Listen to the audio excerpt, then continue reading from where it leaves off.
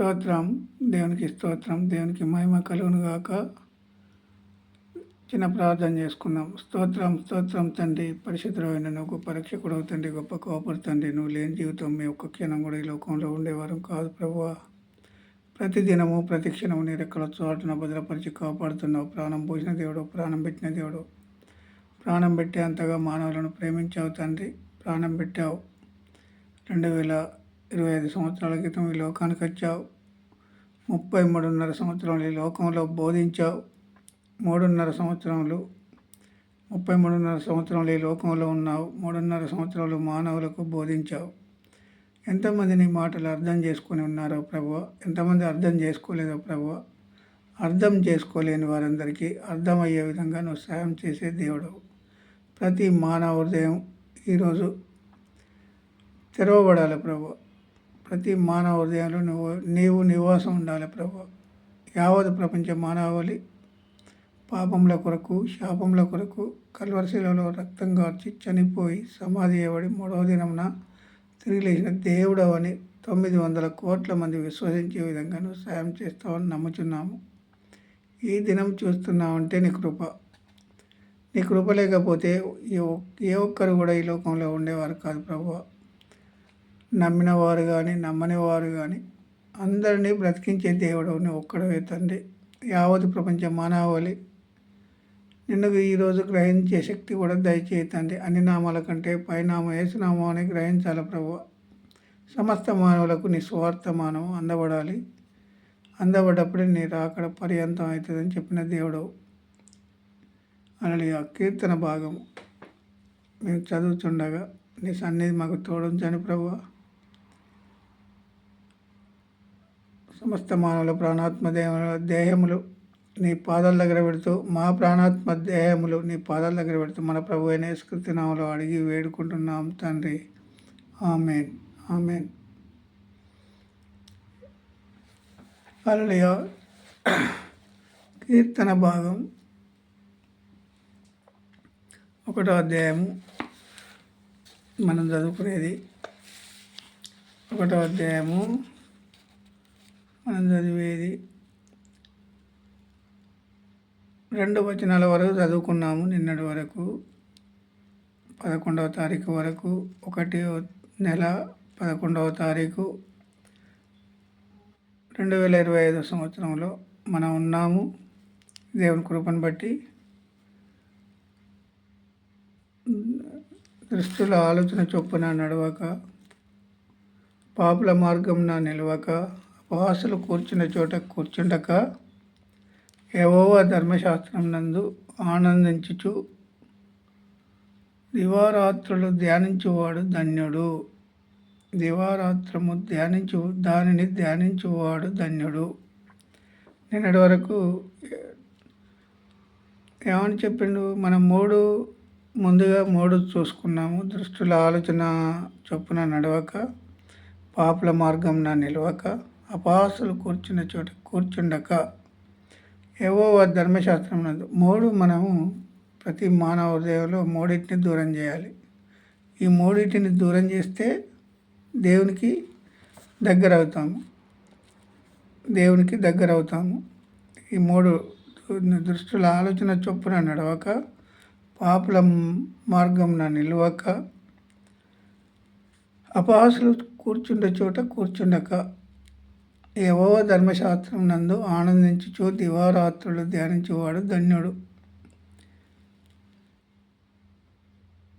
దివారాత్రులు దానిని ధ్యానించువాడు ధన్యుడు. అతడు నీటి కాలువల యోరను నాటబడినదై, అతడు నీటి కాలువల యోరను నాటబడినదై ఆకు వాడక తన కాలమందు ఫలమిచ్చు చెట్టు వలె నుండును.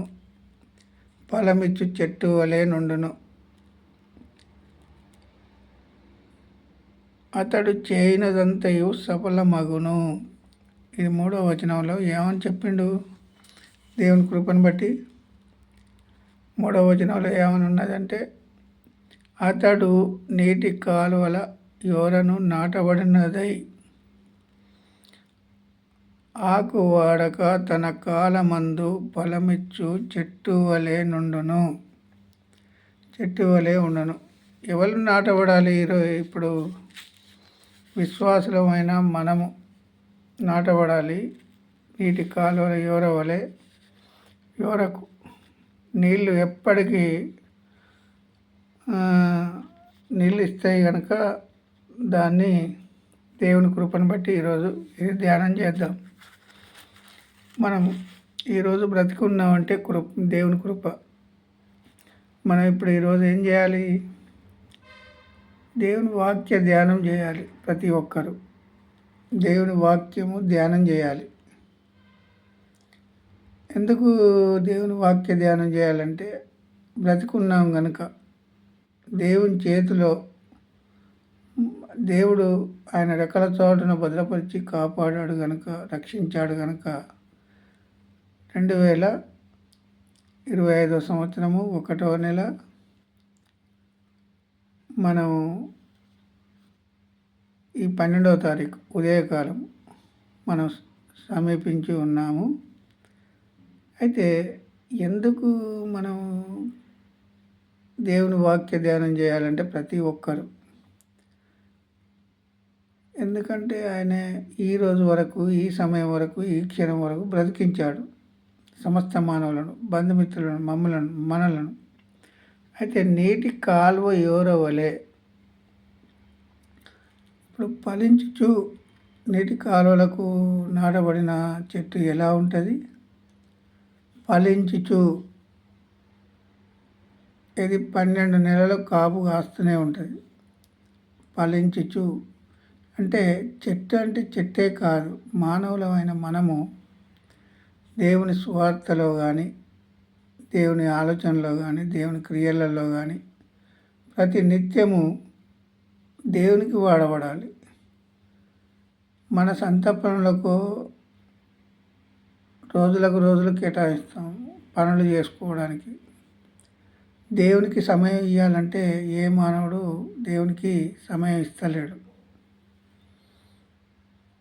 సమయం దేవునికి ఇవ్వాలి ముందు ప్రతి మానవుడు. ప్రతిరోజు ఒక్కరోజు కాదు, వారం రోజులకు. మనం ఇవాళ ఆదివారం 12వ తారీఖు. మనం ఈరోజు ఒక 3 గంటలు, ఒక 2 గంటలు సంఘంలో కూడుకుంటాము.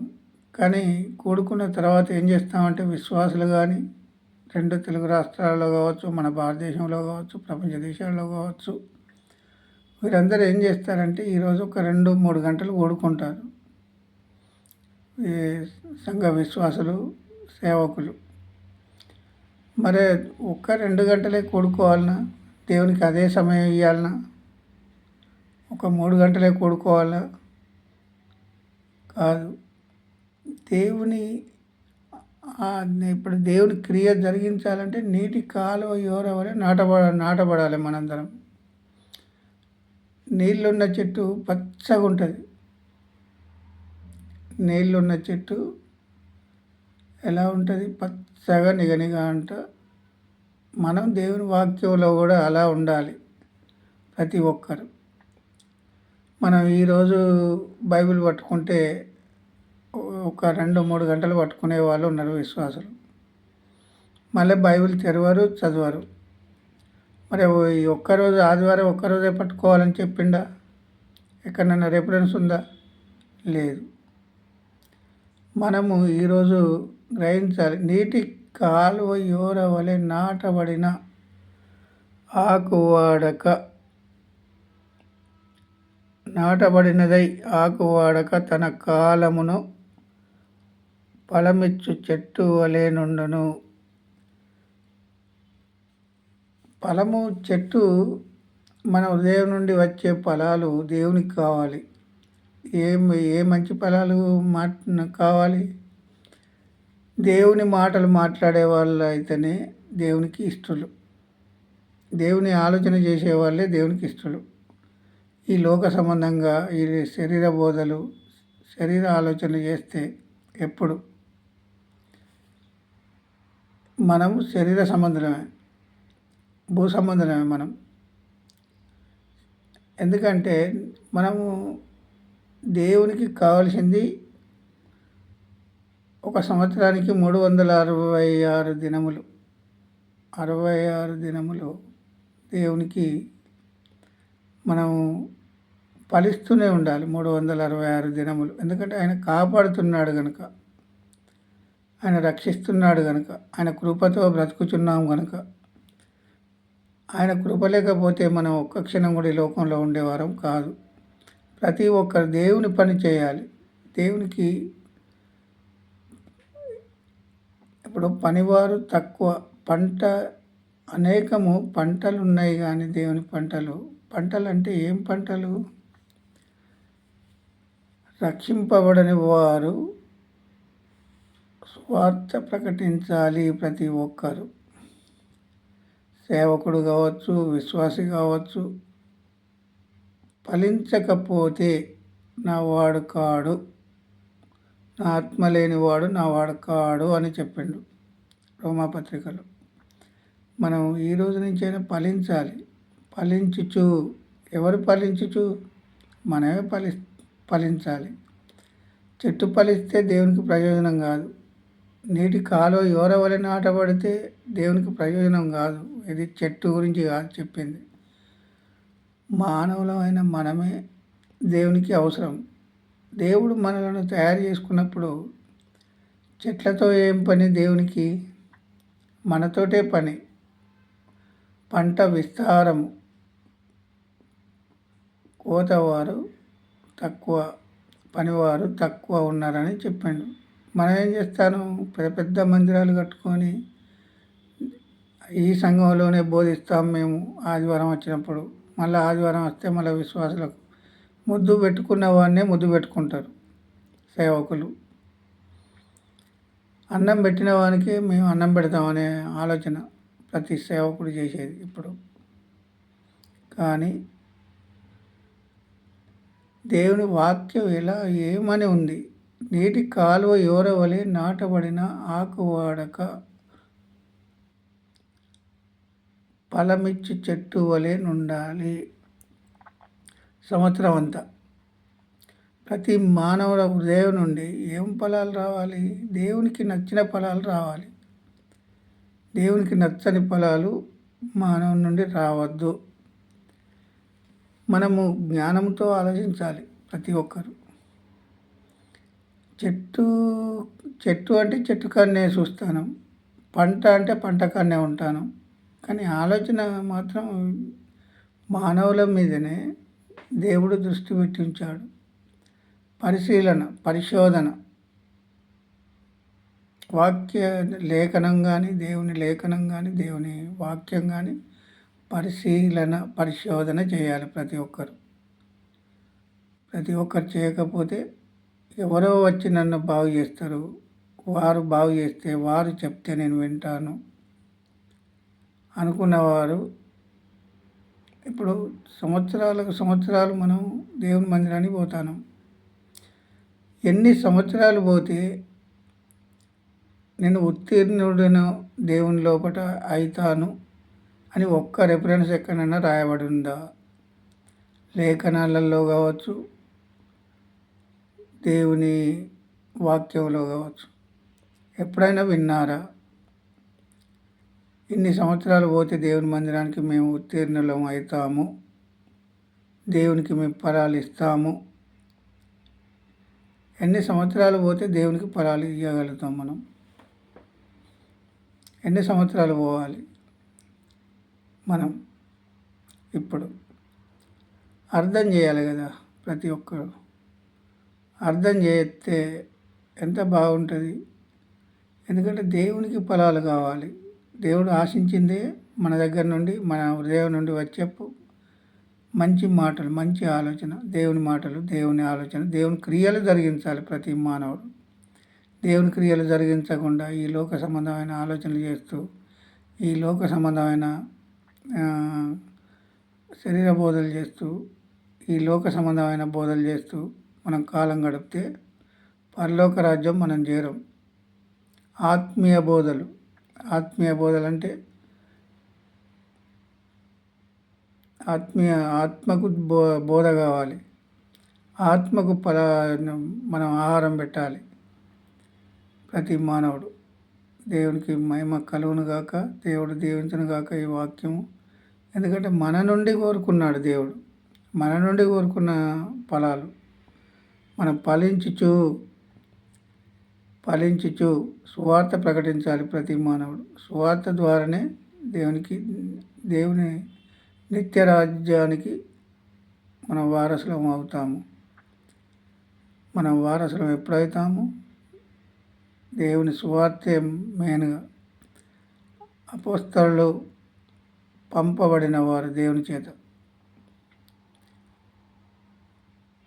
ప్రవక్తలు ప్రవశించేవారు. ఇది ప్రవశించితే ఏమాత్రం అబద్ధం అనేది రావద్దు నోటి గుండా. అబద్ధ ప్రవచనం పలకద్దు. ఒకవేళ పలికితే ద్వితీయోపదేశ కాండంలో ఏమని ఉందంటే అప్పుడే చావాలన్నట మన అబద్ధ మాటలు మాట్లాడితే. అబద్ధ ప్రవక్త కనుక ప్రవచనం కనుక ప్రవచించినట్టయితే చావాలి అనే మాట ఉన్నది. వెంటనే చావాలన్నట దేవుని నామంలో. ఎందుకంటే అబద్ధాలు బోధిస్తూ, దేవుని వాక్యం వంకర మాటలు బోధిస్తూ కాలం గడుపుతా అంటే వాళ్ళు ఒకరోజు దేవుని దగ్గర లెక్క ఉంటుంది ప్రతి ఒక్కరికి. దేవుని కృపను బట్టి మనం ఈరోజు గ్రహించుదాం. నీటి కాలువ ఎవరో వలె నాటబడాలి మనందరం. మనం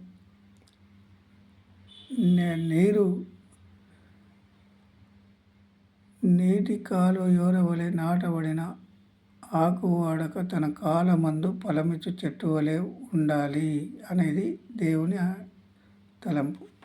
దేవునికి మహిమ కలుగును గాక. ఈ వాక్యం దేవుడు దీవించును గాక. మళ్ళీ రేపు చెప్పుకుందాం.